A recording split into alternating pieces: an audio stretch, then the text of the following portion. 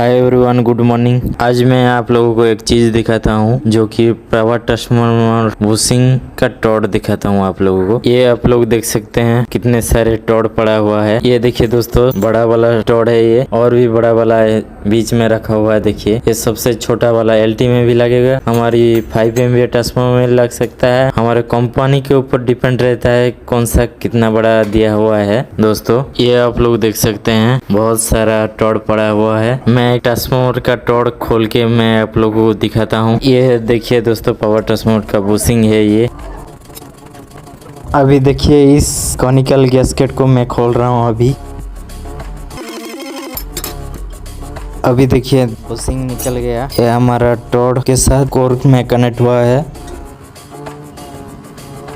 ये आप लोग देख सकते हैं दोस्तों कितने सारे मेल फीमेल पड़ा हुआ है जो कि हमारा AB स्विच में लगता है। ये सब वीडियो पसंद आया तो सब्सक्राइब